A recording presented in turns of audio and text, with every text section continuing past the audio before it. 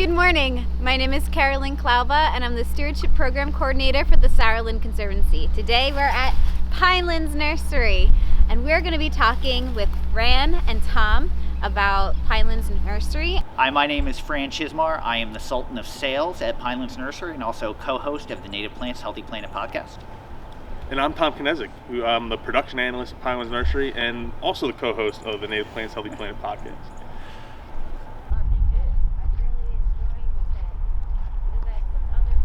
Depends on the species. Some species really don't require much extra care at all. Some of them require a lot of extra care. But primarily we found that most stuff needs a period of cold moist stratification, usually around a month to 60 days. So 30 to 60 days cold moist stratification. And that's something, what we do is we put it in a basically a Ziploc bag with some of our potting mix, put it in a cooler for that 30, 60 days, sometimes even a little bit longer. And then when we're ready to seed, we take it out and put it in the trays that you kind of see right here. If you're doing it at home and you don't have access to potting soil this time of year, you can do it with that same Ziploc bag and even just a wet coffee filter. And just make sure you keep your species separate. Wet down your coffee filters, put the seeds inside, put them in the bag, leave it in the fridge for 30 to 60 days. Don't forget about them. Then when you're ready to plant, take them out and you can either put them in individual pot cells or just sprinkle them out in your garden and they're ready to go. Stratification is just a process to break the seed coat. In this case, that cold moist stratification, that cold moist period, helps break down that seed coat so that the inside of the seed can germinate.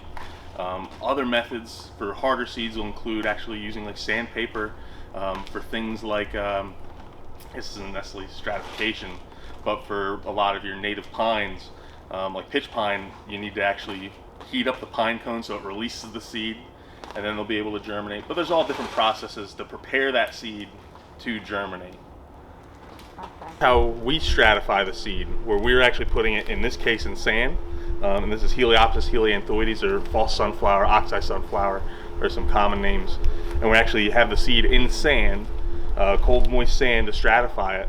And then this is iris versicolor in a pro mix, or a potting soil, to help stratify. And these will be in our cooler here for, like I said, 30, 60, 90 days, depending on the species. And that'll help break down that seed coat, so when it's time for us to plant them, they'll be ready to germinate.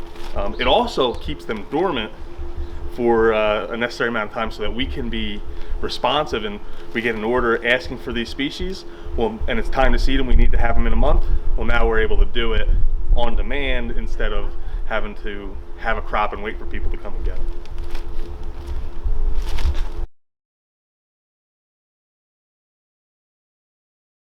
Now, depending on where you have started the plants, if you started them indoors, one of the things that seed need to really start are light and heat, and that typically happens in the spring. So our springs can be wild as far as the weather goes. You really need to make sure you're protecting them from cold weather. They're really tender, so you don't want to pull them out too early.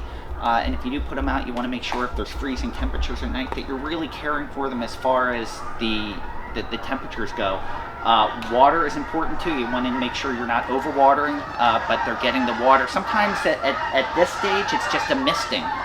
You're not drenching the plants. They don't need as much water. A spray bottle, something that you can just use to mist to make sure that they're, it may be misting more often and watering less. It's not the same type as summer water. So something like that, you're just making sure they have access to the sun so they can grow until they're ready and strong enough and the weather's cooperating enough that you can do your spring planting. There's enough roots to that plant so that it's sustainable when you make that transplant. Now, the nice thing is when you're starting from seed, the general rule of thumb is the smaller the plant, the quicker the transplant. So they need less water at this stage. But the roots should take hold. If you time it just right and those roots are hitting the outside of the pot or whatever structure you have them in, and you make that transplant, those roots will continue to grow without a blip. But if you let them get root bound and they start circling or girdling, that's when you start having an issue. That's where you have to score the roots or cut the roots and break them apart a little bit so you can, if they start to circle, they'll instinctively continue to circle. So even if you take them out of that pot, they'll continue to grow in that circular fashion. So you want to make sure that those roots are heading outward, and when you put them in the ground, they continue to go out. The important thing is getting them to the right spot. So upland plants are going to have, for the most part, deeper root systems. They're going to search deep looking for the water that they need. They typically don't need as much. So, and things that are wetland plants typically don't have to search for water, that the root systems are a little more shallow. So the important thing is really putting them in the right place. If you have the right